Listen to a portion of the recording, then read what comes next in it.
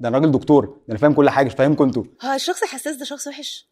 احنا بنتعامل مع الجزء المظلم من البشر، ان فيها الكثير والكثير من النصابين. جوزي نرجسي، مديري نرجسي، امي نرجسي، كل الناس. ويلكم تو انساني.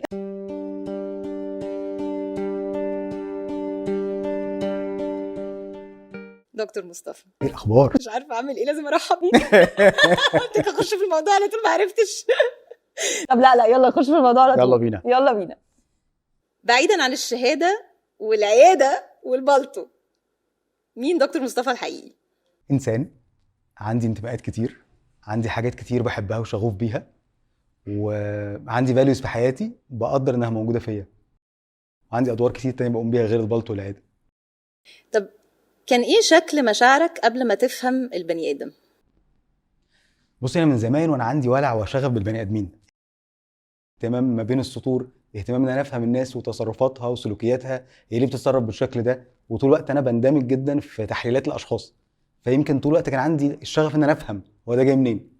ولما بدات ادرس، يعني بدات ادرس بقى سايكايتري حتى في الكليه، كان يعني دكتور بيبقى قاعد المدرج كله بيسمع عادي جدا، انا ببقى قاعد فاتح بقي وعينيا وحواسي كلها مركز معاه بكل طاقتي، فدايما عندي شغف بالقصه جدا جدا.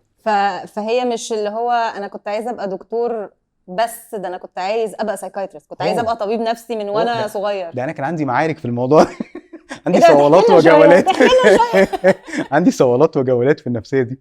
انا والدي الله يرحمه كان دكتور، كان استاذ في الكليه، كان استاذ راديولوجي، استاذ اشعه تشخيصيه، وطبعا امي دكتوره اشعه، فالاثنين كان نفس التخصص، فده كان بالنسبه لهم يعني انا خرجت عن السياق، طبعا انا كده بره المله. لازم اشعه على طول. لازم. مش بس هم بقى، ده هم وزمايلهم وكل المحيطين، وبعدين بابا الله يرحمه توفى قبل ما ناخد التخصص على طول، فكل زمايله كانوا عايزين بقى يوجبوا معايا، يعني عايزين يعملوا معايا الواجب، عايزين يساعدوني ان انا اخد التخصص بتاعه واكمل فيه.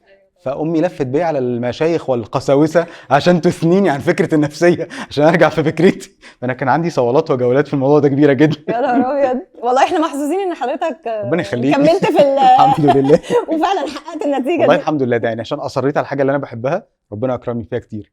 ازاي الواحد يبقى واثق قوي من الحاجه اللي هو بيحبها كده؟ والله اظن ان انا مش بس يعني كنت بحبها من باب العند، يعني مش من باب ان انا مثلا عايز اثبت لهم نفسي او ان انا شاطر، انا كنت شايف ان دي الحاجه اللي انا هعرف ابدع فيها، فبدات اقرا فيها قبل التخصص، بدات اتدرب فيها قبل ما اخد اي حاجه، يعني بدات اشوف العيانين فعلا قبل ما اخد اي تخصص، قبل اي حاجه. الاستاذ الكبير اللي هو كان وقتها هو المتخصص في الفكره ان انا اخد ماجستير او كذا، لما رحت له قال لي طب بص روح المستشفى المعموره دي زي العباسيه، اللي هي اللي فيها المرضى النفسيين المقيمين اللي هم الغلابه وهكذا، فقال لي عشان يعني ينفرني من الموضوع اصلا. ده بالنسبه لي كانت جنه، يعني رحت الاسبوعين دول لقيت نفسي اصلا جدا.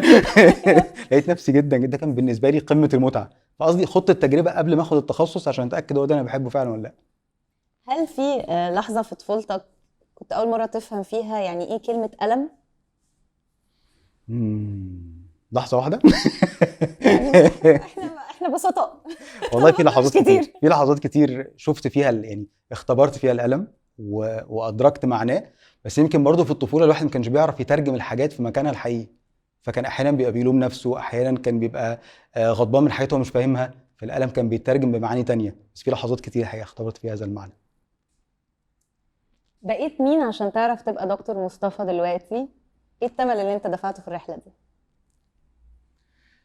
بقيت مين؟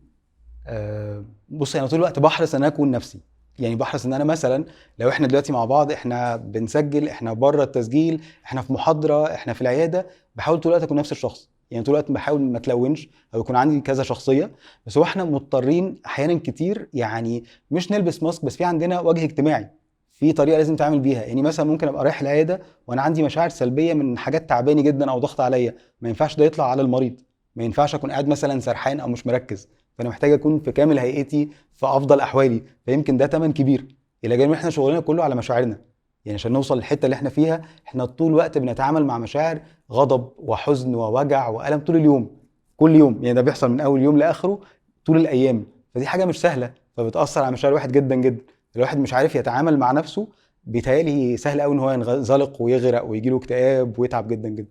طبعا. ازاي بقى حضرتك بتتعامل مع نفسك؟ مع مشاعري والله بصي حاجات كتير، بس اولهم ان انا بحاول يبقى عندي دايما روتين افضي فيه، يعني انا بالنسبه لي الرياضه مهمه جدا، انا بتمرن تقريبا كل يوم، وبالنسبه لي التمرين بيفرق في يومي، يعني يوم ما فيهوش تمرين بيفرق في الايموشنال ايتنج بتاعي، يعني بيفرق في اكلي، بيفرق في نومي، بيفرق في كل حاجه، فالرياضه بالنسبه لي مهمه جدا. وان انا يكون عندي تفريغ. انا بحب جدا في فقره العربيه وانا ماشي وانا رايح وانا راجع، دي فقره دي مهمه جدا، بس انا مش بتامل فيها الحقيقه، انا بشغل فيها انا بسمع فيها اصاله وبعلي اغاني وبغني معاها فدي بتبقى فقره بالنسبه لي مهمه في اليوم، عشان دي بقدر فيها يعني اطلع حاجه من جوايا افصل فيها شويه. الفتره اللي بقعد فيها مع مراتي برضو في اليوم مهمه قوي، يعني حتى لو كان عندنا في اليوم ربع ساعه عرفنا نقعد فيهم بقدر ريفلكت فيها مشاعري، بنرفلكت اليوم مع بعض، ده بيفرق معايا كتير. فدي كلها حاجات يوميه طبعا الى جانب الجزء الروحاني، كل الحاجات دي بتفرق معايا في يومي. وبحاول دايما يبقى عندي اجازات فيكسد جدا، بحاول ما استخدمش التليفون في اوقات غير العمل، يعني بحاول انظم وقتي قد ما اقدر ان انا اعمل ورك لايف بالانس على قد ما اقدر يعني. فحضرتك بتحدد مواعيد للاجازات جدا واضحه من بدري، جدا مش اللي هو بسيب نفسي زي ما الدنيا تاخدني وبعدين بصي كانت واخداني لما كتير اتعب يعني كانت واخداني كتير كمان في الاول، الواحد زي ما بقول لك عشان الشغف ده، فكان ممكن جدا بقى، وفي الاول انت بتشتغلي عدد ساعات اكبر بكتير، فكان ممكن الواحد يقعد بالاسابيع الكامله بيشتغل متواصل صبح وليل ونبطشيات وكل حاجه. بس بعد شويه لقيت ان ده في ظلم ليا، يعني ده بظلم نفسي بيه، فبدات اوزن دايما الحته دي، ان انا ما اجيش على نفسي، وفتره اجازتي مهمه جدا، فتره راحتي مهمه جدا، يعني دي مش رفاهيه ولا كماليات. يعني الناس بتعتبر ان ده من باب الدلع، لا انت المفروض تشتغل صح، ما هو انت بتشتغل بس عشان تعرف تأدي كويس محتاج ترتاح كويس، فبحاول دايما اوزن ما بين الاثنين. فحضرتك خلقت بيئه تخلي الشحن مستمر صحيح، عشان اعرف أأدي بشكل مستمر، اعرف اعيش. هاي بريفورمينج مونتاليتي يعني حاول. زي ما الكتاب بيقول والله يعني بنحاول. طب حابين نعرف من حضرتك حقيقة عن طبيعة الإنسان كنت بتتمنى ما تعرفهاش. بصي يعني من الحاجات اللي ممكن تشوه الواحد جدا في هذا التخصص، انه بيتعامل مع الدارك سايد للبني ادمين. احنا بنتعامل مع الجزء المظلم من البشر دايما دايما، مهما كان يعني بيجي لك مثلا اتنين داخلين لك العياده او داخلين السيشن، مهما كانت صله العلاقه ما بينهم والقرابه او علاقتهم ببعض، دايما في جزء الشخص اللي معاه ده مش عارفه، المرافق ما يعرفوش عنه. لو زوجها مثلا وهو خرج تبتدي تتكلم عنه في حاجات مش قايلها له، لو باباها لو مامتها لو صاحبتها لو اي حد، في اجزاء دايما خفيه عند كل حد فينا. فاحيانا الدارك سايد ده مش بيبقى جزء ايجابي، احيانا بيبقى جزء يعني مزعج، جزء مخيف. احنا كل يعني اللي بيرتكب جريمه ده انسان، اللي بيرتكب ابشع الجرائم هو انسان، فاحنا جوانا الخير والشر. فالجزء المظلم ده في الاول خالص في اول طريق كنت بتصدم منه شويه، كنت بتخض منه شويه، بس بعد شويه الاكسبتنس عندي عالي جدا، فما بقاش بيخضني، بس بقيت مدرك ان هو موجود جوانا، ودي حاجه شويه مخيفه. مخيفة بقى. هل في بني آدم من غير جزء مظلم؟ على الاطلاق. يعني لما بندعي المثاليه او بنسعى للمثاليه ونحاول نقول اصل احنا فراشات طائره واحنا ملائكه واحنا يعني طول الوقت كل حاجه فينا كويسه، ده بيشوهنا تماما، بيخلينا مش حقيقيين، بيخلينا نسخه مزيفه تماما. كلنا جوانا دارك سايد، بس الشطاره ان احنا نشوفه ندرك هو فين، فنعرف نحجمه نشتغل عليه، بس ما نتجاهلش وجوده. ايه اكتر شعور بتخبيه وليه؟ اكتر شعور بخبيه برضه دي من الحاجات اللي اشتغلت عليها في رحلتي، انا شخص ايموشنال جدا، يعني انا شخص عاطفي جدا وسوبر سنسيتيف. فقديما كنت بتقمص كتير وبسكت وكتوم جدا وكل الحاجات الوحشه، يعني كل الحاجات اللي دلوقتي مش بحبها. يعني هو الشخص الحساس ده شخص وحش؟ لو ما اشتغلش على جواه هيبقى صعب جدا، يعني لو هو صعب للي حواليه وصعب لنفسه جدا بيتعب. صعب لنفسه ان هو بيتعب من كل صغيره وكبيره، ويبقى معتقد ان اللي حواليه ظالمينه، يعني طول الوقت حاسس ان هو مظلوم ومقهور ومصدق تماما في ده، لان هو مش عارف يتعامل في اللي جواه. وصعب للي حواليه ان هم كانهم ماشيين على سلك، هم مش عارفين يوزنوا الوزن، اي كلمه بيقولوها بتوجعه، اي حاجه بتضايقه، فهو لو ما بيعرفش يتعامل مع اللي جواه بتبقى مشكله. فده كانت ازمه بالنسبه لي، يعني كنت بتقمص ومعتقد ان اللي قدامي فاهم انا مقموص ليه، وشايف ان انا طالما مش بتخانق ومش بزعق فانا كده على حق، انا اصلا ما اذيتكش، انا سكت، فالمفروض انت تاخد اكشن. واللي قدامي اصلا ما خدش بالي، كل القصه اللي انا عايش فيها انا عايش فيها لوحدي، هو اللي قدامي ما خدش باله منها، فده ادركته بعدين. ودي من الحاجات اللي يعني فرقت معايا كتير في التواصل، فرقت معايا في علاقاتي، فرقت معايا في التواصل مع الصحاب مع الاهل. هو انا مش لازم اخد كل حاجه على نفسي، مش لازم ابقى انا طول الوقت باجي على نفسي عشان الدنيا تبقى تمام، لا ينفع الدنيا تبقى تمام من غير ما اجي على نفسي عادي جدا، نفضل حبايب على تمام التمام، بس اقول الحاجه اللي مضايقاني. فيمكن ده فرق معايا كتير. فحضرتك ابتديت تعبر عن نفسك اكتر كتير عن زمان. انا كنت شخص كتوم جدا مش بعبر عن جوايا خالص، دلوقتي بعبر حتى على السوشيال ميديا، بعبر طول الوقت فاهم، بعبر الناحيه الثانيه خالص بعبر عن كل الحاجات، يعني حتى لو البعض شافني اوفر في التعبير، بس انا بحس ان تعبيري ده جزء مني، يعني بيظهر جزء فيا حقيقي وانا ممتن لوجوده، فمفيش مشكله ان انا اعبر عنه. بسمع من حضرتك كتير قوي قبول قبول ان في حلو ووحش، القبول صحيح. انه لا انا فيا حته معينه هشتغل عليها، طالما انا قبلتها اذا هبتدي اعرف اخد خطوات، هبتدي اعرف اعمل اي حاجه. انا برضو من الحاجات اللي كانت بتزعجني جدا النقد، وما زلت ما بحبش النقد الحقيقه. يعني بسمع نقد بحس ان انا متضايق لاني بنتقد نفسي كتير. بس مؤخرا لما حد بيشاور لي على حاجه فيا ده بيساعدني مش بيضايقني، لانه بيساعدني مكتشف مثلا ان في حته محتاجه لشغل، دي حاجه كويسه، ده اريا اوف امبروفمنت، هنطور شيء جديد فيلا بينا نشتغل عليه. وما كنتش اشوفها من غير ما انت تقول لي، بالظبط. فشكرا بالظبط. شكرا ان يعني. انت قلت لي، وشكرا ان انا سمحت لنفسي اشوف. ما انا ممكن ابقى حاطط سماعات في ودني واقول كل الناس مش فاهمين، انا راجل دكتور، ده انا فاهم كل حاجه، مش فاهمكم انتوا، فما استقبلش من بره، فده ضيق افق شديد. حضرتك قلت حاجه دلوقتي جميله قوي، يعني شكرا ليهم وشكرا لنفسي، طبعا اني قادر اشوف ان انا لا انا ليا دور، انا مش بعمل ده عشان الدنيا مش الناس بس، لا يعني بعمل ده عشاني. وبعدين يعني النرجسيه مؤخرا بقى فيها كلام كتير على انها ترند طول هي الوقت ترند فعلا بنتكلم عنها وانا بنشخص كل الناس طول الوقت جوزي نرجسي، مديري نرجسي، امي نرجسي، كل الناس. انا شخصيا ابتديت اشك ان انا ممكن ابقى نرجسيه شويه، انت محتاج تشخصني برضه عشان المفاجاه بقى، يعني مفاجاه الحفله يا فندم، ان كلنا عندنا اجزاء من النرجسيه، كلنا عندنا سمات نرجسيه، بس احنا بنعرف نستخدمها ازاي. يعني حبي لذاتي ده مش شيء سيء، المشكله هو حب مؤذي للذات، حب متطرف، يعني انا ومن بعدي الطوفان، بس لأن انا بعرف احب نفسي وبحب اللي حواليا فده شيء محترم جدا. طب بالمناسبه دي معلش خدتني في حته مهمه قوي، يعني في شباب جديد دلوقتي دايما بيقول ايه، انا بحبني قوي، ده انا جامد قوي، ده انا ما جاش مني اتنين مثلا ده دي مش هتلاقي زيي، ايه بقى ده في شباب وفي بنات، يعني ماليش دعوه انا شباب في بنات دلوقتي بتلاقيها متصوره مع القمر تقول لك قمرين في صوره وحاجات يا شبه نهار كده، أبيض. في حاجات كتير كسر شويه فحاسه ان انا يعني مش هعمل كده، مش فاهمه قوي ده بس فده موجود جدا، بس ده ملوش علاقه بحب الذات. يعني ده انا النهارده لو بحب نفسي مش هبقى ماشي اتغنى بده، هبقى عارف ان انا بحب نفسي فراضي عنها، فلما حد هيقول لي حاجه هعرف اقول في نفسي ايجابيات، يعني هعرف اقول ان انا شاطر في كذا، ان انا بعرف اعمل حاجه الفلانيه، ان انا بتطور في كذا، كل ده تمام. بس لو انا بتغنى بشيء فانا شايف نفسي ما حصلتش، او قاعد بتغزل في نفسي، فانا لسه ما وصلتش لحب الذات، لسه انا لسه بعيد شويه. لسه محتاجه اغذيني، فمحتاجه اسمعني وانا بقول ده، فهسمعه بيني وبين نفسي، مش هسمعه على الملأ. طب واللي بيقولوا على الملأ ده هو محتاج بيفكر لشوفان، انا محتاج اتشاف، اه انا محتاج لتقدير، محتاج لمشاركه، محتاج لتصديق اكتر، فعايز اسمعه من بره، فبقول على الملأ عشان اسمعه. وهي مرحله، مش بقول انها حاجه غلط، لا بس هي مرحله نضج، هي مرحله من مراحل الوعي. في مرحله ما لما اوصل لاستقرار مش هحتاج اعمل ده بزياده، هعمله بشكل متوازن. طب حضرتك بتساعد الناس يقابلوا نفسهم، اخر مره انت خفت تبص لنفسك كانت امتى؟ خفت، احنا كلنا جوانا دارك سايد بقى، اتفقنا. انا بحاول افكر امتى خفت بس يمكن الغضب من الحاجات اللي بخاف منها في نفسي، الغضب. انا مش شخص عصبي خالص، انا شخص هادي جدا، بس لما بتعصب ودي حاجه بتحصل مرات قليل في العمر، ممكن فاكرهم كلهم، بس هي بتبقى حاجه صعبه يعني لما بوصل مرحله العصبيه بكون شخص انا ما بحبوش، يعني ما بحبش النسخه الغضبانه مني، فعشان كده بخاف من غضبي، وبخاف اواجه الغضب ده احيانا، يعني بقعد اجل فيه كتير، بقعد اجل في مواجهته كتير، بقعد ادور على اعذار، على مبررات، على ان انا احاول اهدي نفسي على قد ما اقدر عشان ما اوصلش مرحله الانفجار، لان الانفجار عندي ببقى يعني منزعج منه جدا جدا، فده يمكن دي اللحظات اللي بخاف مني فيها.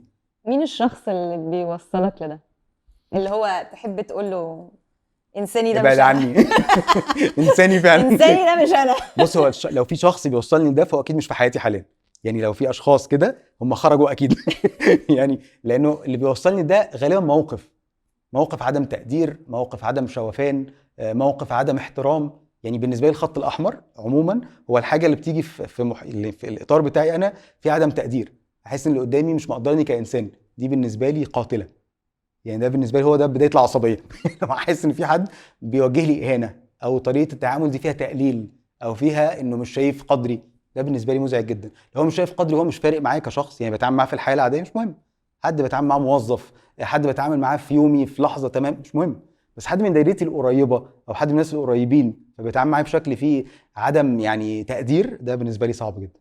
ده شكله ايه عدم التقدير ده؟ عدم التقدير ده انه يعني زي ما بقول كده انا بدي رصيد كتير للي قدامي، لما احس ان قدامي مش شايفني كفايه، او مش شايفني في المكان اللي انا شايف نفسي فيه، اللي انا راسمه لنفسي، ده بالنسبه لي شيء مزعج جدا.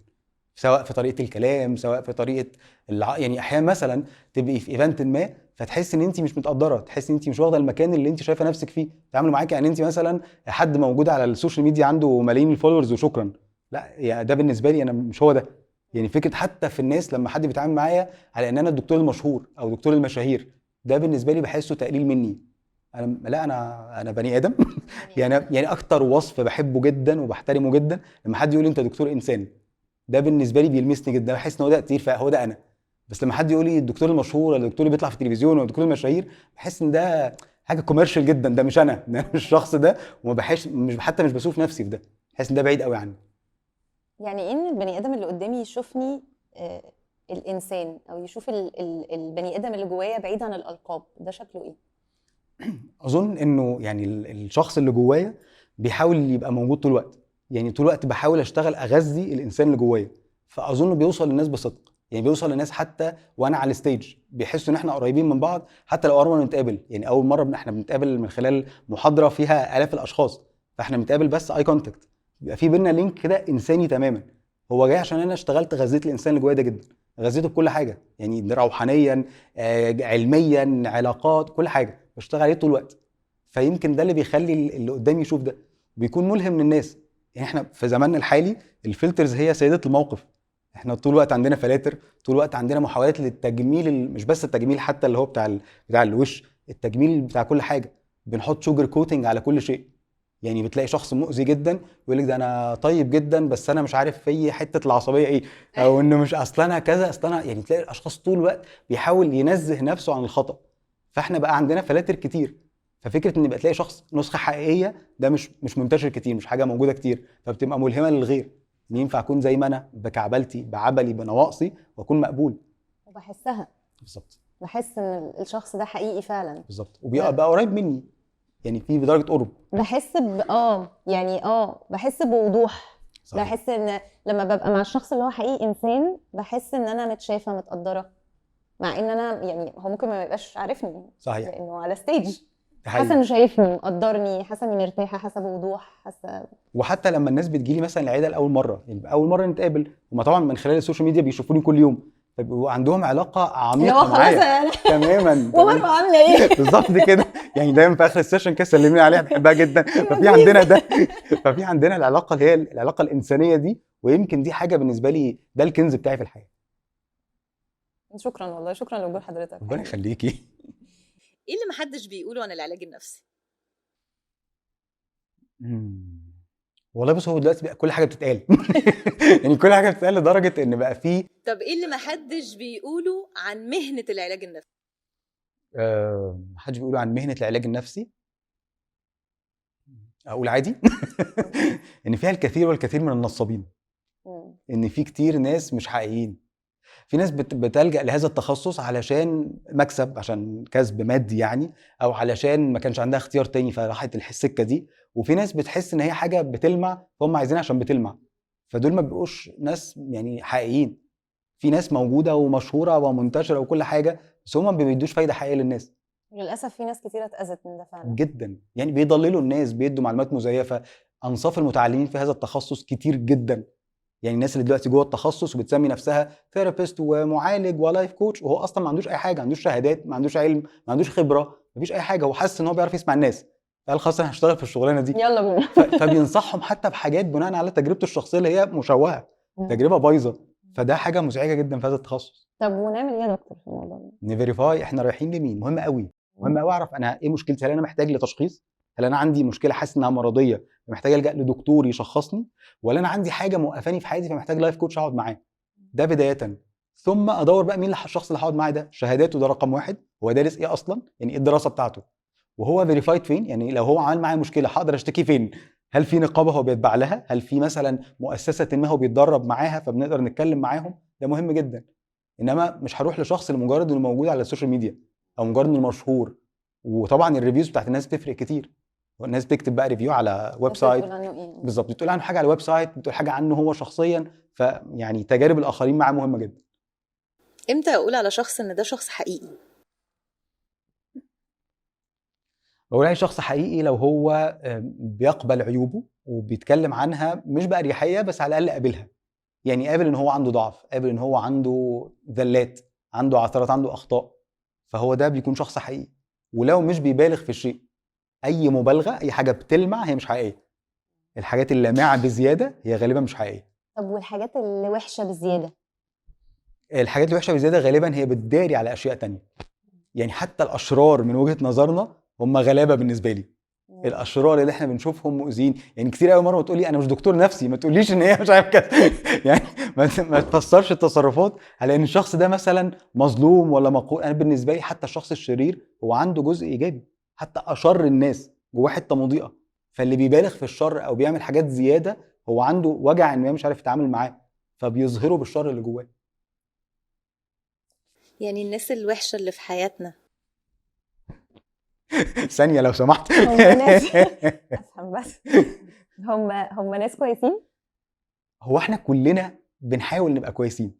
هو مفيش انسان كويس وانسان وحش، هو مفيش ابيض واسود. هو في حد بيغلب الخير على الشر، وفي حد ما بيعرفش يعمل ده، او باختياره مش عايز يعمل ده. هو مختار يبقى بالجزء السلبي اللي جواه، مختار الشر اللي جواه هو اللي يغلب.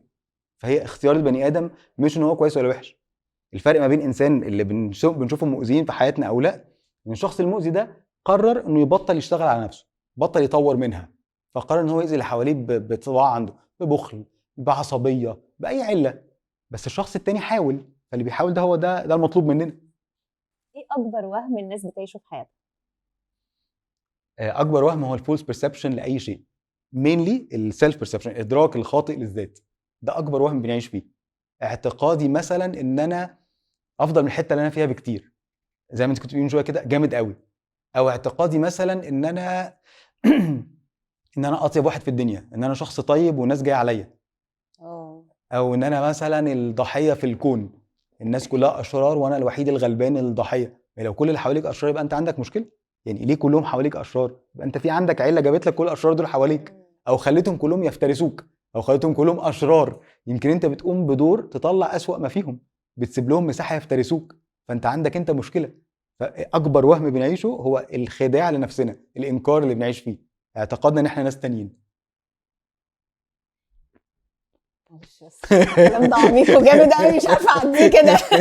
دي يا جماعه مش عارفه اعديه كده، معلش بس لحظه واحده. يعني لو انا بقول ان انا شخص طيب وكل الناس اللي حواليا وحشين، معناها ان انا في مخدوع، حاجه معناه اني مخدوع قوي في نفسي. في البرسبشن، الامر كله، للسيتويشن كله. يعني انا ممكن ما بقاش فعلا طيبة زي ما انا متخيلة ان انا طيبة.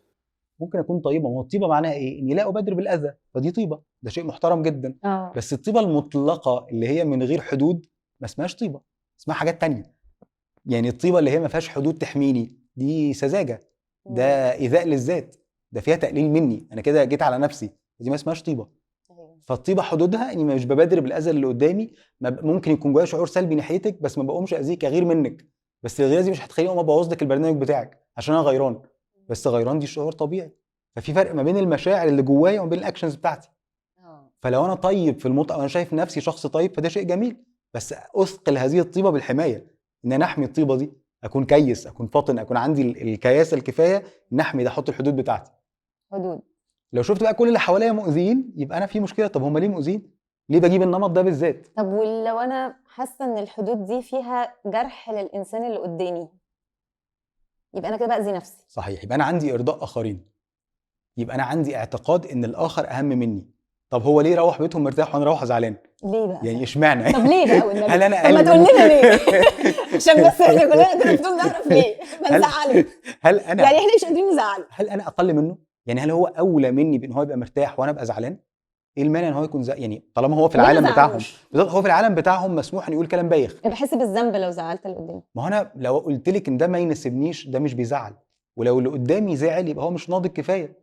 او لو هو زعل مني فقرر يقاطعني عشان قلت له على حاجه، يبقى هو كان جاي لي اصلا لمصلحه ما، فعلاقتي بيه اصلا مش مفضيه، مش حاجه كويسه. فانا مش بوزنها بالوزنه دي، يعني مش طول الوقت قاعد ماشي بتحسس الامور. انا ليا مساحه اعيش فيها وده حقي في الدنيا. لو قررت افرط فيه يبقى دي مشكلتي، مش مشكلتي اللي قدامي. مزيكا مزيكا. ليه اصعب حاجه الواحد ممكن يعملها انه يواجه نفسه؟ عشان بنلاقي حاجات احيانا مخيفه. تخيلي كده ان انت عندك دولاب مليان حاجات ومكربساه ومتكركب ومش مترتب وكل حاجه، وبعدين فجاه قررتي تفتحيه. لا ممكن يطلع فيران او حاجه. خايف الصراحه، خفت على طول. شفتي الافكار راحت لفين؟ مكرمس ولا ايه يعني، بقاله كتير فالواحد مش عليكي. ضامن ايه اللي هيطلع في وشه. مش ضامن ايه اللي هيطلع في وشه، مش ضامن اصلا هيعرف يرتب الحاجات دي ولا لا. وغالبا الصوره الذهنيه المنطبعه اني هفتح الدولاب ده ارميه على الارض واقعد جنبه، اقعد قاعد جنبه. فمواجهه النفس بتطلع لي حاجات متراكمه كتير جدا، حاجات متراكمه من مشاعر، من امور غير منتهيه، من حاجات انا قلتها لنفسي او قرارات انا شايفها دلوقتي خاطئه. ان احنا غالبا بنحاسب نفسنا بالعقليه الحاليه على اختيارات امبارح، فافضل طول الوقت متضايق من نفسي. فانا لو فتحت البوكس ده هيطلع لي شرور، فبخاف اوجه نفسي. الى جانب ان في مجهود هرتب كل الكلام ده امتى، وهرتبه ازاي، وهرتبه صح ولا على غلط تاني. فالمخاوف دي كلها بتمنعنا من مواجهه النفس. تعمل ازاي مع المخاوف دي؟ نتعامل معاها ان احنا بس نقبلها، نقبل اننا بنخاف. اوكي ان احنا نخاف، اوكي ان احنا نسيب الدولاب ده على مراحل، ان احنا نلجا لحد نجيب مساعدات. يا جماعه ساعدونا نرتب الدولاب ده، ساعدونا نرتب الافكار، نفهمها ازاي. مفيش اي مانع ولا عيب نلجا للمساعده. نلجا للمساعده من حد مثلا سبقنا بخطوه، يعني حد عنده شويه وعي، من حد متخصص، من كتاب نقراه. كل ده بيساعدنا نشوف، نستبصر. مش كلنا مرضى، مش كلنا محتاجين دكتور نفسي، بس احنا محتاجين للدعم، محتاجين لمساعده اللي حوالينا، محتاجين لعلاقات صحيه بتسمع وبتستوعب. فدي لوحدها شفاء، دي لوحدها دواء. الفترات بقى ما بين انا اتعلمت اطبق حاجات معينه بس لسه في حاجات كتير قوي محتاجه تتطبق، فانا موجوعه لان انا مركزه في المبهدل اللي لسه ما اتطبقش، مش قادره قوي اشوف اللي اتطبق عشان طبعا احنا ما بنبصش على اللي تم، ندور على صح، النواقص. احنا بنبص على الناقص. صح. فالفترات دي نعيش بيها ازاي؟ اولا انا محتاج اقبل الالم. الم التغيير هو اختيار، احنا بنختار نتالم من اجل التغيير او نعيش مع الم المعاناه اللي اغلب الناس عايشه بيه. الم المعاناه ده اللي هي معاناه الجهل، ان انا مبقاش عارف المعلومه فانا جاهل بيها فانا عايش، فالدنيا تمام. فبتالم من موقف بعدي بيه، تعدي عليا صدمه مبقاش عارف اتعامل معاها، ما انا ما عنديش حاجه اتعامل بيها، ما عنديش وسائل، ما عنديش حاجه اسلحه اواجه بيها الحياه، فبتالم كتير جدا. الم معاناه مش الم تغيير. بس الم التغيير ده الم واعي، انا اخترت اني هواجه زي ما انت قلت كده، في حاجات اترتبت وحاجات لسه مش مترتبه وانا عارف انها مش مترتبه. ودي بس ده شجاعه كبيره جدا، انك تبقي عارفه انا عارفه ان انا عندي العله دي بس لسه مش قادره عليها. عارفه اني محتاجه مثلا اي حاجه، محتاجه ابطل سجاير، عارفه انها مؤذيه بالنسبه لي بس انا لسه مش قادره اعمل ده، فانا مدركه ان في مشكله. مش بقول اصل الدنيا كلها بتشرب سجاير، اصل هو ده الطبيعي، اصلي عادي. ما بدورش على مبررات، بحط الحاجه في حجمها عشان اعرف اتعامل معاها. ألم المعاناة. ألم المعاناة. طب نروح بقى لألم المعاناة عشان اسهل. يعني بس يعني محتاجه افهم الم المعاناه والم الوعي. صحيح. يعني الم الوعي ده انا فاهماه، يعني حاسه شويه اللي هو ايه، انا رايح الجيم فانا عارف اني بتوجع، صحيح. بس عارف اللي هو الوجع اللي بعد التمرين ده اللي هو بيدي احساس بالساتسفاكشن، في اكومبلشمنت، يعني في حاجه حلوه هتحصل. صح، في علامه صح تعالى من جوه. صح. الم المعاناه بقى ده ايه بقى؟ الم المعاناه ده لو ما نبهنيش يبقى انا الاستماع بتاعي بعله. يعني ايه؟ يعني انا النهارده لو حد قرصني وما حسيتش اني اتقرصت، محتاج اتقرص قرصه اقوى شويه عشان افهم ان انا محتاج اقوم من المكان ده. ما انا بقى لما بتوجع بروح اجيب بنج، ما اعرفش الباقي، كمل. بروح اجيب بنج او بحدف طوب على اللي قرصني. ودي حاجه احنا عايشين فيها كتير جدا قوي. ما هو اصلا فيديوهات الزوج النرجسي وكورسات كيف تستضين عريسا وكل القصص دي جايه منين؟ ما هي جايه اصلا من ان احنا بنحدف طوب على الطرف الاخر. هي مفيش حاجه يا جماعه بتتحل من هناك خالص، لا من اب وام. مفيش صدمه عشناها في الطفوله هتتحل من عند بابا وماما. هم بعد ما فطمونا بكل اللي عملوه فينا خلصت، يعني كل دورهم معانا انتهى. فدوري النهارده ان انا اللي اتعافى مش هم. فدوري في القرصه اللي جات لي دي مش ان حد في طوب على الاخر، ان ادور القرصه دي اثرت عليا ازاي وممكن اتعافى منها ازاي وما تتكررش ازاي. هو دي شنطتي، اشيلها واشتغل عليها. طب انا بضرب بنج مش قادر، يعني مش طبعاً. مش قادر. مسكنات لا تنتهي. مش قادر اعمل ايه بقى؟ ساعتها ابقى عارف ان يعني البنج ده افوق ازاي واقوم بقى؟ البنج ده ما هو الا انكار. البنج ده محاولات للهروب. الانكار ده انا بعرف اشوفه؟ طبعا لو قررت اشوفه، يعني لو قعدت مع نفسي قعده صراحه بارباح وخسائر هعرف اوصل. لان احنا غالبا بندور البنج ده بيبدا في الاول بكذبه بوعي.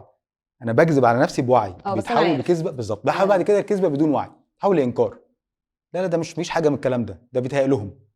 يعني كلنا بيجي لنا رسائل على مدار حياتنا طول ما احنا عايشين. بيجيك رساله من موقف عشتيه، من صاحبه عدت عليكي، من موقف في الشغل اتعرضتي له، من اي حاجه. فالرساله دي لو انا ما عرفتش اشوفها وما عرفتش اشتغل على نفسي بسببها، يبقى المشكله عندي. ساعتها بيجي لي رساله تانية ورساله ثالثه ورساله رابعه. تك تك تك بالظبط. الحياة يعني. هي دي رحله الحياه فعلا، ما هي دي الرحله اللي احنا عايشينها. بس بعضنا زي ما انت قلتي كده بيختار التسكين، يستخدم كل انواع التخدير، لحد المخدرات الفعليه، لحد كل حاجه، شوبينج، اكل عاطفي، ادمان شغل، اي حاجه عشان اهرب من اللي انا فيه. وفي الاخر الهروب ده مش بيوصلني لاي شيء، بفضل في دايره هروب مستمره لا تنتهي. يعني ايه تروما؟ صدمة نسمع عنها كتير قوي بس صحيح. ما عندناش تعريف كده واضح ليها. الصدمه هي اي شيء فوق طاقتي، قدرتي على التحمل بالشده او بالمده بتاعتها. يعني فوق قدره عقلي على الاستيعاب والتحمل. برضو معناها ايه؟ معناها ان انا ممكن مش كل حد بيتعرض لموقف صعب بياخد منه صدمه. مش كل انكسار في الحياه او ازمه بنتعرض لها تساوي صدمه. بمعنى اني ممكن مثلا افقد حد عزيز ما تعتبرش صدمه نفسيه. اتعرض لموقف كبير، خذلان كبير، ما يعتبرش صدمه نفسيه. افقد شغلي، افقد حاجه كبيره، ما يعتبرش صدمه نفسيه. بس ممكن اتعرض لمشهد ابسط من كده بكتير ويعمل لي صدمه نفسيه. الفرق ما بينهم قوه ده، شده ده عليا، وادراكي للمشهد اللي بعدها تم التعامل معاه ازاي. يعني لما نقول مثلا في الاطفال صدمه نفسيه عند الطفوله، مش معناها انه مثلا اهله كانوا قاسيين، معناها انه عاش في النمط ده كتير. وارد ان اهله يزعقوا له في مره، يقسوا عليه في مره، بس بعدها هيعرفوا يحتووا المشهد. بس لو كل يوم الصبح بيشتموه بيضربوه بعدين بيطبطبوا عليه بالليل، بعد شويه خلاص هو اتعرض لصدمه، هو عاش في تجربه صعبه. فاحتواء المشهد او احتواء الازمه بعدها هو اللي بيحدد انها تحول لصدمه او لا. ومدتها. بالظبط، لان في صدمات حاده تحصل مره واحده، وفي صدمات مستمره اللي حد عايش في حياه هو مش راضي عنها سنين، فدي صدمه نفسيه. طب ايه اللي ممكن نبقى احنا شنو تروما بس هو حاجة تانية اصلا. ممكن نبقى شايفينه تروما. احنا عادة بنشوفه كأنه تروما بس هو ممكن يبقى حاجة تانية خالص. الفقد، اكتر حاجه الفقد. احنا بنعتبر دايما ان الفقد ده صدمه نفسيه. هو الفقد ازمه كبيره، كرايسيس بنتعدي بيها، وبتحتاج لطريقه تعامل، طرق للتخطي، طرق لاحتواء المشهد. ومش بالضروره خالص توصلني لصدمه نفسيه. يعني ممكن نتعرض لفقد وبعدها نبقى اسوياء واصحاء نفسيا جدا، ويطلع عندنا بعدها يعني جروث، نطلع عندنا تطور نفسي اكبر بكتير من قبل الازمه اللي كنا فيها. طب وامتى تتحول لصدمة؟ لو احنا كبتنا، لو بدأنا نقفل على المشاعر اللي جوانا من غير ما نتعامل معاها، هتتحول لصدمة. لو كنا محاطين بأشخاص وحاجات ضاغطة علينا، يعني ناس بتنكر علينا المشاعر أو بترفض مشاعرنا أو بترفض المساحة اللي بنعيش فيها، ده بيحولها لصدمة. أو لو احنا أشخاص صعبين مع نفسنا، عندي جلد ذات شديد، عندي تقليل من نفسي، عندي إصدار أحكام شديد، كل ده بيوصلها لصدمة. يعني بضيق على نفسي الوجع، فبضغط نفسي أكتر، بتحول لصدمة. ليه اكتر ناس قوية هي الناس الوحيدة؟ يعني علشان بيبقى عندهم مهارات للبقاء كتير جدا. مش بس الناس الوحيده، الناس الوحيده مش بس قصدي ان هو عاش لوحده، هو عاش باي تجربه فيها وحده. سواء كان مثلا الابن الوحيد، او الولد مثلا في وسط اخوات بنات كتير، او البنت في وسط ولاد كتير، يعني اللي هو عاش تجربه الوحده عموما بتديله صلابه نفسيه كبرى. ليه بقى؟ لانه نمى تنميه، نمى يعني تطور كبير جدا لمهارات البقاء عنده. بيعرف يعيش، بيعرف يكون مستقل نفسيا، عنده استغناء بدرجه عاليه جدا، عنده اعتماد على نفسه كبير جدا. دي كلها مهارات مهمه للبقاء. فاكتر ناس عندهم ريزيلينس، عندهم مناعه نفسيه قويه، اللي عاش الوحده دي وما عاش معاها تدليل زائد، يعني ما خدش تدليل زياده، فبقى بيعرف يعتمد على نفسه. فعمل ايه؟ عشان يعني بسمع مثلا تلاقي الشباب لما بيسافر بره، غالبا تجربة الجامعة دي بيرجع حتة عقلية ايه، وفي منهم كتير قوي على السوشيال ميديا دلوقتي تلاقيهم في ألمانيا وفي فرنسا وفي مش عارف ايه، وابتدوا يتكلموا في الوعي ويتكلموا في تجاربهم الشخصية ويتكلموا في صحيح. قد ايه فرقت في صلابتهم. فايه بيعمل ايه؟ بيواجه نفسه اكتر. اولا بيواجه نفسه، بيواجه الحياه بحقيقتها مش بالدم اللي هو عايش فيه. ما هو لما بيبقى عايش مع اسرته بيبقى شايف نموذج مصغر للحياه، هو معزول عن المسؤوليات، هو ما بيعملش الحاجات اليوميه. لو حاجه باظت في البيت هو مش جزء من الحدث، لو متطلبات للبيت هو مش بيعمل بلاننج. فكل دي بتنمي مهارات، بتعمل وايرنج كده المخ، بتعمل جوه يعني كونكشنز جديده للمخ تخليه يتعامل بشكل مختلف، فبتخليه مسؤول. ده مش بس في السفر، ده لو سافر، لو دخل جيش، لو بدأ يشتغل فترة لوحده، لو واحدة مثلا سابت بيت أهلها وراحت تشتغل في مكان أو تتعلم في مكان، ده بينمي عندها مهارات كتير جدا. حتى بتبقى في بيتها نموذج مختلف. يعني الجواز بالنسبة لها مش بأن هي عايزة تهرب من البيت، هي عايزة تكون حياة بشكل، عايزة حياة جديدة، عايزه حياه مناسبه ليها، فادراكهم حتى الاختيار بيكون مختلف جدا. احنا نشجع اولادنا انا مش دعوه، انت اللي قلتي عشان الاهالي هيمسكوا بيت. لما قلت كده قبل كده هم الاهالي اتخانقوا موصيني على معايا. البودكاست بس فانا بحاول نشجع اولادنا ان هم يسافروا. انا بتكلم مع الاهالي. مش دعوة. طب بمناسبة الأهالي، إيه أكتر سلوك لو ورثناه من أهلنا بيهدد حياتنا واستقرارها وإحنا كبار؟ اكتر سلوك، بص هو كل حاجه احنا بننزعج منها في اهالينا غالبا بيكون عندنا معاها صراع. الصراع ده اما بالمبالغه، اننا بنبالغ في رفض هذا الشيء فنبقى ثائرين. مثلا نشأت في اسره متحفظه جدا، عندهم كثير من التدين، وانا عندي اساءات دينيه، يعني تعرضت لاساءات دينيه في الطفوله، فبطلع ثائر على اي حاجه دينيه. يعني إيه إساءات دينية؟ اساءات دينيه يعني كنت بصلي مثلا بالمكوه. عارفه الفيلم الشهير بتاع اللي كان بيعمل الشمعه، الولد ده بيقعد يولع الشمعه عشان يصلي وكده يحرقوا بيها، ودي اساءات دينيه. او ان انا افضل اكلمه عن ربنا، عن الجزء العذاب وهو لسه ما كملش 7 سنين، فكلمه عن النار وعن القبر وعن هتتولع فيك وهيحصل فيك، لا اساءات دينيه. فيبقى طول الوقت الدين بالنسبه له مقرون بالعقاب. في اهالي بتعمل في ولادها حاجات صعبه جدا عشان تخليهم يستمروا على دين، دي اساءات دينيه بتشوه صوره الخالق عند الطفل، فيكبر معتقد ان الخالق ده اللي بيعذب، هو ربنا موجود عشان يعذبنا بس قاعد يتصيد لنا الاخطاء. فلو عندي هذه الفكره بطلع بعدها، لو انا عندي هذه الاساءات بطلع بعدها نموذج ثائر على كل المفاهيم الدينيه، ثم على كل سلطه. بتخانق مع مديري، بتخانق مع اي حد بيقول لي اعمل وما تعملش، بيحط لي قواعد او قوانين، فبطلع ثائر جدا. او العكس، اني بطلع خاضع جدا، انا ما اقدرش اتكلم، لو اتكلمت ربنا هيغضب عليا، مش هقدر اتكلم، هسمع كلام اي حد يقول لي اي حاجه، فطول الوقت ابقى ماشي جنب الحيط. فلو ورثنا الصفات من غير وعي، يعني لو خدنا الحاجات من اهالينا بدون ما ندركها، هنتحول لاشخاص مشوهين تماما. تلاقي الشخص عنده 40 و50 سنه ومش بيعرف ياخد قرار، مش بيعرف يفكر، ما عندوش استراتيجيه حتى للتفكير، عشان هو ما عملش ده عمره كله. المفروض بقى نعمل إيه مختلف؟ المفروض ان انا نستبصر الاول بالامر. يعني احنا واحنا صغيرين بيبقى دايما فكرتنا ان اكيد بابا وماما الصح واحنا الغلط، فلما بيحصل بيننا وبينهم كونفليكت اول تفسير ان انا اللي غلطان. فلو الاهل عندهم مثلا حته الضغط بالتانيب، فده بيكبر عندي جدا جدا، ان انت اللي زعلت، شفت زعلت بابا منك، شفت هي مامي زعلانه منك، شفت هم كده بابا تعبان. وطبعا بقى في ناس يعني عندها الابتزاز العاطفي ليفل الوحش، عندها بقى درجات يعني برو ماكس، يمسك الحاجات طول الوقت، يمسك بقى صدره، فبابا تعبان الحق انت كده عيتهم، انت كده ربنا هيغضب عليك، فنفضل نعلي في سقف اللوم لحد ما الطفل يبقى يعني كاره نفسه، كاره كل حاجه، شايف ان هو مسؤول عن كل حاجه وحشه، فده بيشوه عنده الرؤيه دي. فالاول خالص استبصر ان بابا وماما بشر، ينفع يغلطوا، ينفع في طفولتي ما كنتش انا الغلطان ولا حاجه، هم عندهم اضطراباتهم ومحتاجين يتعالجوا منها، دي شنطتهم يشيلوها. وهو ده اللي بنقوله في الوعي، مش بقول اروح احاكمهم، مش عايز اربيهم، مش عايزهم يتغيروا، عايز اعرف ان عندهم عله. ابويا كان شخص بخيل، امي كانت عندها مشكله عاطفه، مشاعر ضعيفه، او ما بتعرفش تعبر عن مشاعر، ما بتعرفش تقول برافو، تمام، حطيناها في الفريم بتاعها وتمام، نشتغل بقى على اللي جوانا، ندور انا هجيب برافو دي منين، هجيب التسقيف اللي كنت مستنيه منين، هقدر نفسي ازاي، فاشتغل على اللي جوايا عشان اتخطى الحته دي.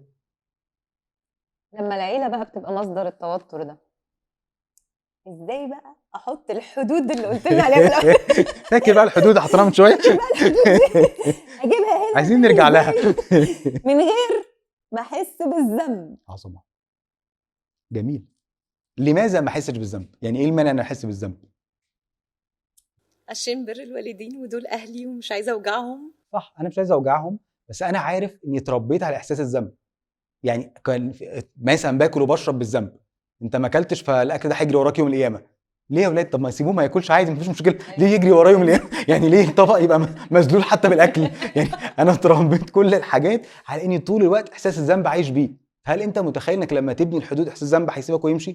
ما هو عايش معاك العمر كله، هيفضل معاك. يعني هم فهموك مفهوم خاطئ عن ربنا، ادوك صوره غلط عن ربنا، وادوك صوره غلط عن بر الوالدين.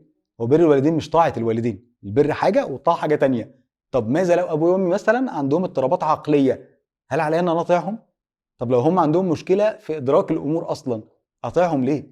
هو ربنا ما طلبش مننا طاعه، طلب مننا بر. بر يعني ايه؟ يعني كوميونيكيشن محترم، طرق تواصل محترمه، اني احسن اليهم، اعمل لهم اشياء جيده، اعمل اكتر حاجه اقدر عليها. ما هو في ناس برضو ما بتستقبلش، يعني مثلا الاب اللي خلف وعمره ما ربى عياله وعمره ما صرف عليهم، هنبره ازاي؟ هو اصلا عمره ما تواصل معاهم، ما قامش بدوره كأب. طب هو كبر وبدا، وده بيحصل كتير، النموذج ده بدا يكبر ويعجز ويحس انه محتاج لهم، فيبتدي يدور عليهم. دوري ساعتها اعمل ايه؟ ابره على قدر استطاعتي، مش على قدر توقعه او توقعي، على قدر اللي انا قادر عليه، اللي انا هقدر عليه. مثلا مكالمه تليفون، تمام، هقدر ازوره، تمام التمام، هقدر اجيب له هديه، هقدر اعمل له حاجه انا قادر عليها، ومش هستنى منه اي فيدباك، عشان غالبا اللي عمل ده سنوات مش هيكون شخص سوي، فمش هيبقى عنده فيدباك طيب، هو عنده مشكله اصلا في العلاقات. انا محتاجه هندل توقعاتي برضه. جدا، هندل توقعاتي وهندل اللي انا بعمله، يبقى حاجه منطقيه، وهحس بالذنب وانا ببني حدود مع الوالدين، طبيعي احس بهذا الذنب، بس ابقى مدرك ان حدود مش معناها تطاول، مش معناها شتيمه وزعيق، دي مش حدود، ده كده ببني سد بيني وبين اللي قدامي، بحط بيني وبينهم بوردر مش باوندريز. باوندريز يعني حاجه متحركه، يعني بقبل منهم انهم مش شايفين ومش فاهمين. والحدود بتحتاج للتذكره، انت مش مطلوب منك تبقى عندك كتالوج بتاعي، عارفه ان انا بحب افطر الساعه كذا وما بحبش الاكله الفلانيه. ده كتير جدا تتخانق مع باباها ومامتها عشان مامتها عملت لها الاكل الفلاني هي ما بتحبوش. طب ما هي ماما عندها ناس كتير بتاكل في البيت وجايز تكون نسيت، او جايز ليها نفس تاكل الاكل ده النهارده، مش مهم ناكل حاجه تانية، مش لازم نتخانق معاها على ده. بس محتاج ابقى عندي مسؤوليه كفايه ناحيه نفسي، وده اهم حاجه. عشان ابني حدود مع بابا وماما محتاج اكون شخص مسؤول بيني وبين نفسي، ساعتها احساس الذنب هيقل وقدرتي على التوازن هتبقى احسن كتير.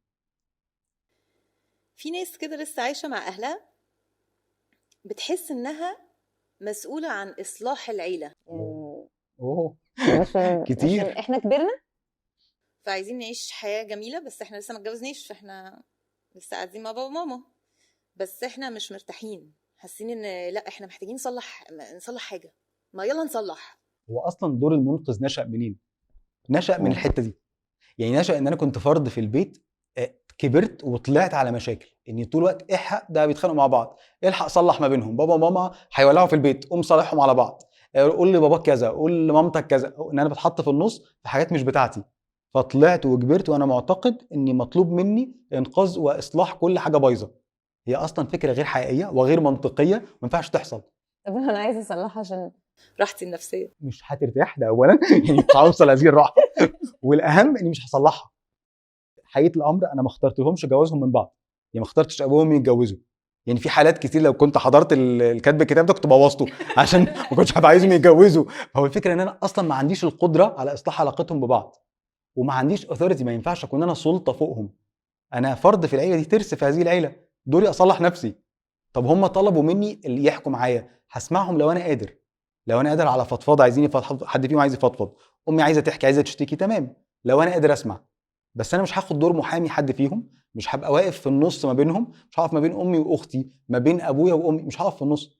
اللي بيقف في النص ده غالبا بيتفرم، عشان بعد شويه بيطلع هو الغلطان، اصلا فهو ومش هو مش بيصلح علاقه بالموضوع يعني. هو مش بيصلح، ما بيحلش حاجه، فده امر مؤذي جدا محتاج مني الوعي. خش بقى جاهز بحاول يعني بحاول اخدك في حتت بعيد بس انا برجع تاني. يمكن وقت الحلقه يخلص او حاجه. ازاي نميز بين الحب والتعلق اللي طالع من فاتوره قديمه يعني؟ جميل. بصي، هو حتى التعلق جواه حب، يعني حتى التعلق في جزء منه مشاعر حب، بس هي المشكله لو التعلق ده تعلق مرضي، تعلق بالتشبث، ان انا عايز الشخص ده بالنسبه لي هو المياه والهواء، هو النفس اللي بتنفسه، هو الحياه اللي انا عايشها، ده اسمه تعلق. تعلق هي متشعبط في رقبه البني ادم، فانا مش عارف استقل نفسيا، مش عارف احس بتوازن لوحدي، مش عارف اتبسط لوحدي، مش عارف اعيش كويس لوحدي، ساعتها في اعتماديه مشاعر، هو العكاز بتاعي. فانا هفرق ما بينهم ازاي؟ رقم واحد، لو انا قادر احب نفسي ولا لا. لو مش عارف احب نفسي في العلاقه، ده اسمه تعلق. صورتي عند نفسي شكلها ايه؟ انا شايف نفسي ازاي في هذه العلاقه؟ لو شايف نفسي بشكل سلبي، بشكل مشوه، ده اسمه تعلق، ده مش ممكن يكون حب. يعني لو حد بيشككني في نفسي طول الوقت، بينتقدني طول الوقت، ده اسموش حب، ده اسمه تعلق. لو العلاقه بامبي جدا، علاقه بقى يعني غير مستويه تماما، علاقه متأججه جدا طول الوقت فيها حريقه قايمه، فده تعلق. مش ممكن افضل قاعد مع حد بيأذيني طول الوقت واقول اصل هو طيب، اصل هو بيأذيني بس عنده حته كويسه، ما هو الحته كويسه ما تساويش اللي بيحصل فيا، فده اكيد تعلق. فاللي بيفرق ما بينهم اتزاني النفسي داخليا انا عامل ازاي، وشكل البوند ما بيننا اخباره ايه. لو هو شكله متوازن فاحنا تمام، لو الموضوع مبالغ فيه فده اكيد تعلق. ليه بنقرب من الناس اللي عندهم نفس صدماتنا؟ هل دي تروما بوندنج؟ هو بوندنج طبعا، وعشان ده بيدينا برضو احساس بالالفه، بيدينا احساس انت بالونس. فاهم وجعي. بالظبط، ايوه انت فاهم وجعي. ده فاهم وجعي، انت هتحس بيا، انت هتعرف تشاركني، عندك حاجه تقولها لي، هعرف اتكلم قدامك من غير ما احس ان انا مثلا مبالغ. في ناس لو اتكلمت قدامها يا عم حرام عليك ده باباك ومامتك ازاي بتقول عليهم كده، ازاي ده كفايه اللي هم عملوه عشانك، فيفضل حد ينفاليديت مشاعري، يفضل حد يحسسني ان مشاعري دي ان انا اللي غلطان، ان انا حاسس بكده. طب ما انا ما قمتش يعني ما غلطتش في ابويا وامي، انا بقول حصل لي كذا او انا حاسس بكذا، انا مبالغ، انا راجل مجنون، بس ده اللي جوايا. فاحساسي ان اللي جنبي عنده تروما شبهي ده بيخليني قادر اشارك معاه. بس في هنا خط احمر محتاجين نخلي بالنا منه، خط فاصل، ايه هو اننا بقى؟ احيانا بنعيي بعض، بين ايه؟ بنعيي بعض، بنأذي بعض بالعيب، بنعدي بعض بالمشاعر السلبيه. في تلاقي واحده صاحبتك لما بتقعدي معاها بتخرجي من القعده دي عايزه تروحي تجيبي اللي حواليكي من شعرهم كلهم، انا هولع في كل الناس، عندها حق، انا ازاي ساكته لحد دلوقتي؟ ما هو اصلا قدراتنا مش زي بعض. يعني ممكن اجي احكي لك مشكلتي فانت تبقي شايفاها انت ازاي ما خدتش الاكشن الفلاني، فبتديني فكره بس مش لازم تكون مناسبه ليا، مش لازم اقدر عليها، ما اقدرش على ثمنها. ففي اشخاص مع التروما المشتركه بيبقى عندهم غضب زياده، فنفضل نعلي الغضب لبعض، نفضل نشحن بعض بمشاعر سلبيه، ايوه جدا. فيفضل بقى ايوه ايه جدا. حط سبيرتو زياده. اول شغلانه اشتغلتها في حياتي كان في واحده قاعده جنبي بجد صبح وليل بتشتكي، صبح وليل بتشتكي، وانا يعني ماشي ما في حاجات مضايقاني، مهم ايه، شهر وقدمت استقالتي.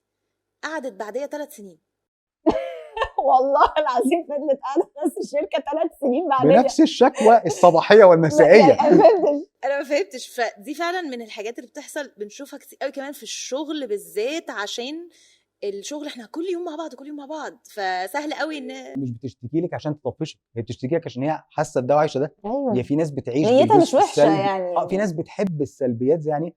في شخصيات عندها ده، هو بيحب بيجد نفسه في المعاناه، بيجد متعته في الشكوى، هو ده بالنسبه له اللي بينفس عنه، فطول الوقت بيشتكي. لو شاف الحاجه كويسه هيدور على العله اللي فيها ويشتكي منها، هو بيجد نفسه في ده، بيجد نفسه في الصراعات. ايه اكتر ريد فلاج الناس بتتجاهلها؟ اكتر اللي هو ريد فلاج بروح هناك كده اقول هو رد قوي يعني مش عارف، ما يمشيش. والله شوفي اكتر الحاجات، او مش عايز اقول كل، بس اغلب 99% من الاشياء اللي بنشوفها بعد الجواز هي حاجات شفناها قبل الجواز بس تغفلنا عنها. يعني ما احنا الحاجات الناس انا بقول لحضرتك يعني هو الناس رد بتبقى قوي رايحه يعني ما يعني الناس عنديش بتبقى رايحه، بقى. يعني قصدي هي مش صفه واحده، هي صفات كتير، بس غالبا بنكون متشبثين بحاجه معينه. مثلا هي شايفه ان ده المنقذ بالنسبه لها من بيت غير سوي هي عايشه فيه، عايشه مع اسره مضطربه، فده هينتشلني من الضياع، وده فرصتي، انا هتجوز الراجل ده وهنسافر. طب ما خلاص انا كده نهايه علاقتي بيهم، خلاص فتكتشف انه مش خلاص ولا حاجه. او ابتدت مثلا علاقتها بيه. بدات بقى حاجات جديده تكتشف بقى معاناه جديده. او مثلا ان الشخص ده غني جدا فده اللي هيصرف عليا وينقلني نقله نوعيه. او باورفul جدا، طبعا الجيم ده وقع فيه ناس كتير، يعني ياما ضيعت ابطال هذه الجمل. تبقى مثلا الشخص ده باورفul جدا، الراجل ده بقى بابا فلان الفلاني، فده لما اتجوزه محدش هيعرف يتكلم معايا. بس هي بتنسى ان فلان الفلاني ده شخصيا هي بتبقى عندها صراعات معاه بعدين، فهي بتبقى صغيره جدا قدام حاجه كبيره، فبتبقى مش عارفه حاسه تاخد معاه حق ولا باطل. الشخص الغني جدا ده هو عنده دروباكس تانية، فانا لو مش شايفه الصوره كامله هيبقى اي ريد فلاج بالنسبه لي يعني هتاذي منه جدا. فانا محتاج ابقى واعيه الاول ده اقدر على الثمن ولا لا. يعني دايما بقول للناس تاجر المخدرات بيتجوز، بس يتجوز واحده تساعده تشتغل معاه في اللي هو بيشتغل فيه. يعني قصدي لو هو عنده عله مش دي المشكله، انا هقدر على العله دي ولا لا. ابقى مش بضحك على عقلي، مش بقول نفسي لا هو هيتبطل بعدين، هو بتاع ستات بس بعد الجواز ان شاء الله هيبقى غير كده، هو ما بيصليش بس بعد الجواز بالظبط، بعد الجواز انا هخليه يصلي. طب ما حبيبتي ما هو ما عرفش يخلي نفسه يصلي وما عرفش يصلي عشان خاطر ربنا، فالموضوع مش علاقه بيكي. ففكره ان انا هغيره هي دي اكتر مشكله في الريد فلاجز. بس بحس ان احنا لو شفناها بقى بالطريقه دي هنبتدي بقى نفكر بقى اللي هو يعني طب ما هو في احسن، يعني انا بحاول ادور، ما هو في تمن دايما، فايه التمن الاقل؟ ايه التمن الاقل؟ هفضل ادور ايه ده التمن الاقل. فالخوف الحقيقي من الارتباط جاي منين؟ عند البنات ولا عند الولاد؟ نحب نسمع الاثنين. طبعا اول مره نعرف انه مختلف. بص هو الحقيقه هم الاثنين عندهم حاجات مشتركه، اساسها السوشيال ميديا والتمبلتس الموجوده. يعني عندنا صور اجتماعيه نمطيه تماما، ان الراجل لازم مثلا لما هيجي يرتبط هينزل على ركبه وهيجيب لها الخاتم وهيجيب لها بوكيه ورد رهيب. ايوه ما دي حاجات حلوه قوي قوي. في حاجات جميله، بس هي المشكله ما تاخدهاش مننا لو سمحت في الحلقه، احنا اسمنا مش هي. انساني.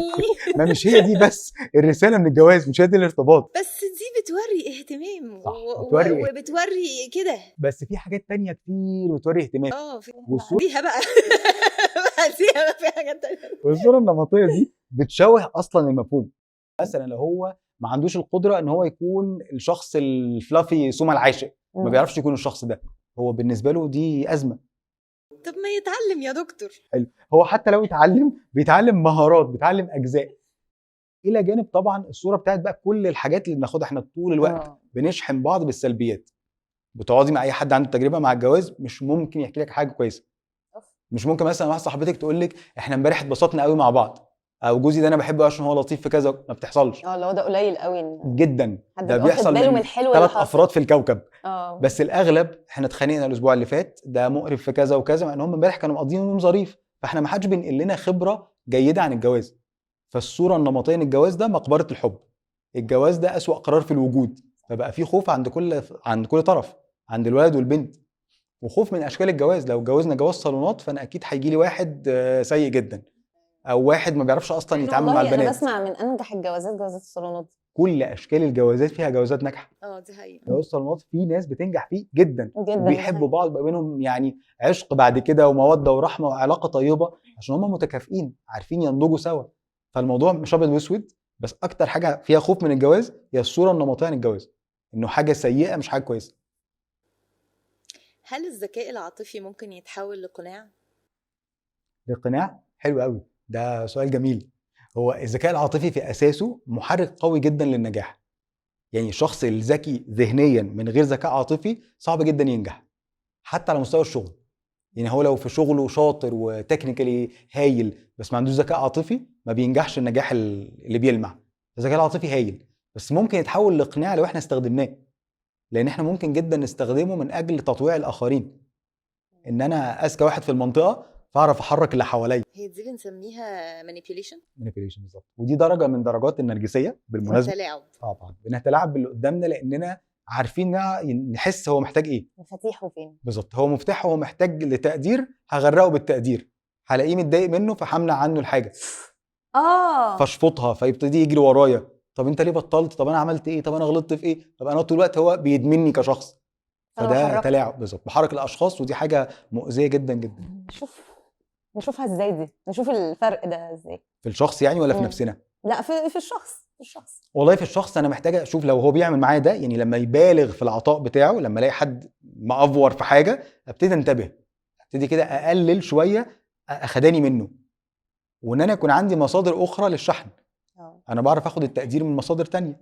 لو مديري بطل يقول لي الكلمه كويسه، في ناس تانية بتقولها لي، بقولها لنفسي. مش معتمد على الشخص ده. بالظبط، اعتمادي عليه او ان انا ابقى من جوايا فاضي ده بيخليني ادمنه بسهوله جدا جدا. طب ولنفسنا بقى؟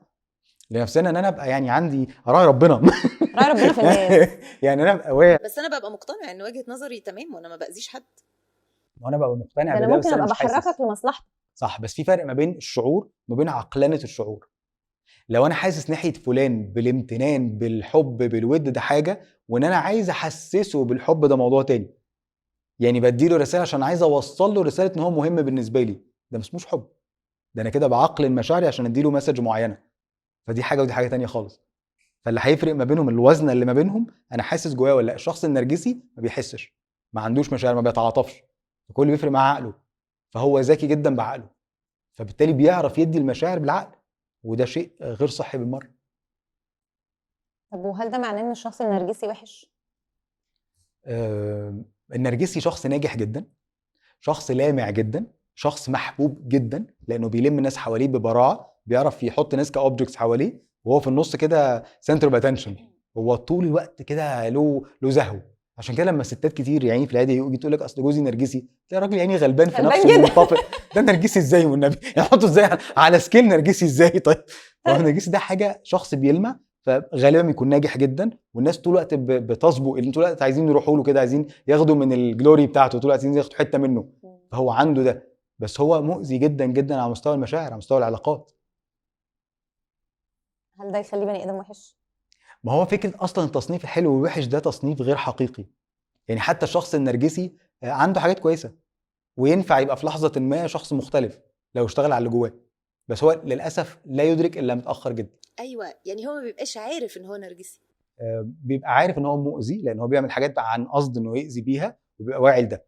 يعني بيبقى واعي ان هو بيأذي اللي قدامه، طبعا ده هو بيرتب لحاجات كتير، مش بيبقى شايف ان ده لمصلحه اللي قدامه. حتى لو لمصلحته هو عارف انه بيأذيه. انا هعاقبه علشان يفوق، ايوه، ما عشان يفوق. هو عارف انه بيعاقبه، وعارف ان هو بيعاقبه بطريقه هتوجعه، وعارف ان ده له اثر كبير عليه، وعارف يختار ضحيته. بس بيوهم نفسه انها لمصلحته. بيطلع له مبرر عشان يعرف ينام بالليل، بس هو في الاخر عارف ان الشخص مثلا اللي هو بيأذيه ده شخص اصلا حساس زياده او شخص عاطفي جدا، فعارف ان القرصه دي هتوجعه قد ايه، فهو مدرك تماما ده تأثيرها عليه عامل ازاي.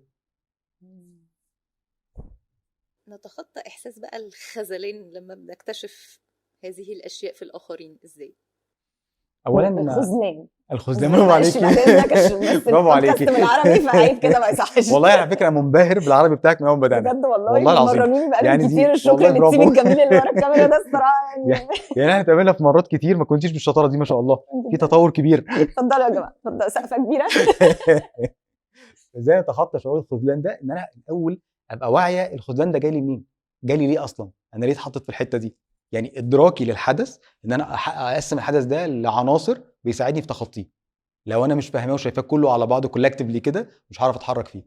فانا الاول بشوف هو فين، بشوف ايه اللي حصل وحصل لي ليه، فده يخليني اعرف اتخطى. ثانيا اني اسمح لنفسي باي شعور بمر بيه. الخذلان لا ينتهي في يوم وليله، يعني مش النهارده هتوجع فبكره الصبح هبقى تمام وهقوم اتحرك واعيش حياتي، ما بينفعش. بس بينفع جدا نتوجع فنتكسر فنعيش فتره مأذيين، فبناخد وقت طويل على ما نريستارت من اول وجديد. فمفيش مانع خالص ان انا اتوجع واتكسر واحس بالضعف واحس بان انا شاكك في الناس كلها لفتره ما لحد ما اقدر اتخطى ده. اخيرا بقى ان انا ما اسقطش ده على الاخرين. لو قابلت شخص سيء مش معناه ان كل الناس وحشه، ده بني ادم، في غيره مليارات من البشر ينفع نتعامل معاهم. فما احصرش نفسي او دنيتي كلها حوالين البني ادم ده، ساعتها هعرف اتخطى بشكل كويس جدا.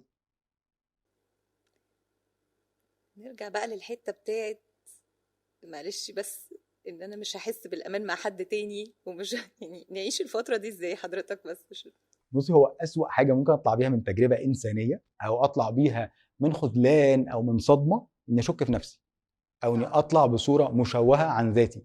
يعني اكره نفسي او ابص في المرايه ابقى حاسس ان الشخص ده انا مش حابه، او تتزعزع ثقتي في نفسي فبالتالي في الاخرين. دي اسوأ خساره ممكن اخسرها. ان اعدي باي وجع مقبول، بس ان اكره نفسي او اخسرها دي حاجه وحشه جدا. فلو انا لقيت نفسي مش واثقه في حد، مش مطمنه لاي مخلوق حواليا، يبقى انا بدات افقد ثقتي بنفسي. فمحتاج استعيد الثقه دي بان انا اتعرف عليها من اول وجديد، اتعرف على الحاجات الكويسه اللي فيا، ابتدي امتن لنفسي من اول وجديد، ابتدي اشوف علاقات فيها عطاء متبادل رايح جاي من غير استغلال. ناس بتشترك في خير، بتشترك في تشاريتي، ناس بتشترك في اكتيفيتيز حلوه بتعملها، فبالتالي ده يخليني اخرج من الحته اللي انا فيها. يعني ابتدي اجدد الامل بتاعي في الحياه بان انا اقبل نفسي الاول واعرف اديها مساحتها. اقبل نفسي الاول واعرف اديها مساحتها. جميله قوي اللي هو نرجع تاني انا مين بقى، صحيح، ايه بالظبط. من الحاجات اللي بتسبب الخذلان في الشغل مثلا، ببقى داخل مدير جميل جدا، حياه جميله، وبعدين فجاه بيبتدي يتحول، تحصل حاجات غريبه، ويبتدي بقى بيبقى عايز يكسرني، وانا لو عملت له هو عايزه هبقى بطاطي. صحيح. مين الصح بقى؟ يعني هو المدير المفروض يكسرني ده عادي، وهل انا المفروض ما عانيتش عشان برضو في اكل عيش وفي ناس مستنيني في البيت، يعني ورانا حاجات. يعني اعمل ايه يعني اعمل ايه؟ اواجه، امشي، احافظ على طاقتي، اعمل ايه؟ كل الناس في علاقتنا بيهم من بره، يعني الطبقات الخارجيه من البشر كلها لطيفه، يعني كل الناس من بره طيبين ولطاف وصعب ان نشوف فيهم الا يعني في قله بيبقى عليهم الطبقات اللي بره فيها صعوبه، بس غالبا الناس من بره تبقى لطيفه. بنكتشف الحقائق بعدين لما بنتعامل على فترات، لما نبتدي نعرف بعض ونتعامل بقى على مواقف مختلفه، خاصه مديري. انا مديري ده مش ممكن اعرفه في انترفيو ولا في اول مقابله ولا في حتى في الشهر الاولاني. احنا بعد فتره بنبتدي نكتشف الشخص ده ايه اولوياته، ايه الاهميه اللي عنده. من الذكاء كموظف ان انا افهم الناس اللي حواليا. انا حاسه ان احنا كده رحنا للذكاء العاطفي. طبعا الذكاء العاطفي مهم جدا في الشغل جدا، هو ده اصلا اللي بينجحنا في الشغل. لو انا استخدمت ذكائي العاطفي في اني ارضي مديري، أوكي. هل انا كده بطاطي خالص؟ ما أنا انا كده برضيه بعمل إيه؟ بمعنى ايه؟ برضيه وانا باجي على نفسي ولا برضيه؟ يعني بشوف متطلبات اللي عنده ايه ما ايه هو الاولويات عنده. ما معنى ان انا اجي على نفسي؟ انا عندي فكره وانا عايزه اعملها وانا شايف الصح ان احنا نشتغل بالطريقه دي، ومديري بيقول لي انه شايف الصح نشتغل بطريقه ده تانية. جميل، لو ده شغلي بتاعنا في البيت هعمله زي ما انا عايز. اه يعني لو ده عندي في المطبخ في البيت هعمله بطريقتي. بس لو انا النهارده بعمل الشغل ده بريبورت لحد، يعني في حد هو اللي هيصدق على الشغل ده، فانا محتاج اعمله بالطريقه المشتركه اللي هنتفق عليها او الطريقه اللي هو شايفها. ده مش مطاطيه. بس امتى تبقى مطاطيه؟ لو انا بقول للشخص ده ان انا مثلا انا طول الوقت بقول له على كل اللي هو بيقوله ده انه تمام وصح، وانا مش بطرح اي وجهه نظر من عندي. لا، انا ساعتها محتاج اقول ان انا في عندي فكره كذا او نحاول في كذا. بس ده ما بيجيش غير لما يكون في مسؤوليه مع الحاجه اللي انا بقولها. انا بدي رايي، بدي مشاوره، محتاج الاول تكون مسؤوله مع الشخص. يعني اعمل ايه؟ يعني اشوف البني ادم اللي قدامي ده ايه الاولويات اللي بالنسبه له اللي هخليه مطمن فيها. مثلا شخص مهتم بالمواعيد، بالنسبه له رقم واحد المواعيد، بالنسبه له البيبر ورك ده اهم حاجه، البرزنتيشن عنده عنده حاجه اهم من الثانيه. وانا بالنسبه لي المواعيد ما انا باجي شكراً. متاخر، بس بقعد ل10 بالليل عادي. ده جميل. لو انا بقى فضلت في هذه ما الخناقه، تكبر دماغك. يعني ليه ما يسيء ليه بالدقيقه يعني؟ لو انا بقى فضلت في هذه الخناقه هبقى عامل زي اللي بيحارب طواحين الهواء، هفضل عمري كله بتخانق مع المواعيد. طب لو انا قدرت ادرك ان هو بالنسبه له المواعيد مهمه، فحطيت سيستم لده يطمنه، مش لازم بالظبط اللي هو عايزه، بس سيستم يخليه مطمن، يبقى عارف ان انا عندي الكفاءه الكافيه ان انجز شغلي في ساعتين، فبالتالي طمنته. بس ده على فتره، ما بيحصلش من اول مره، مش بيحصل من اول مناقشه، بيحصل بعد وقت. بس في مدير بقى بيبقى اللي هو ايه، لا انا عايز اعمل كده عشان يعمل كده، عشان لما انا اقول يتعمل. صح. هو ليه بيعمل ده؟ عشان هو عنده نيد، هو محتاج يحس بالسلطه، محتاج يحس بالكنترول. فلو انا محتاجه افهم احتياجه ايه، هل احتياجه هو ان انا اجي محتاج، في ميعادي عشان اطمن ان الشغل، ولا احتياجه انه يحس بالسلطه والكنترول؟ ولو هو محتاج للكنترول فهو عنده مشكله. لو معايا انا بالذات بيعمل ده، يبقى انا غالبا مديله على دماغه زياده، بعامله بدونيه، مش بحسسه بقيمته كمدير، فحاسس طول الوقت ان انا مقلل منه، فبالتالي هو عنده مشكله معايا فبيضغط عليا اكتر. حتى لو هو طبعا ناس كتير بتشتكي ان المدير نفسه عنده مشاكل في حياته، او هو كشخص مضطرب، وارد جدا يكون عنده اضطرابات، بس احنا بنحاول نرول وذ ريزيستنس، بنحاول نمشي ما بين الصخور، مش نقف عند الصخره ونفضل نخبط فيها. ده ما بيحلهاش ومش بيغير اي شيء. اللي قدامي مش هيتغير، مش قادر، انا مش عايز اتغير. هو هياخده. هو مش هيتغير، انا مش عايز اتغير، مش قادر. حلو، لو انا مش قادر على ده هدور على مكان تاني، هدور على شغل اخر. بس انا محتاج ابقى عارف ان في اي شغل هواجه عقبات، يعني الهروب مش هو الحل، انما محاوله حلي لمشاكلي هو الاساس.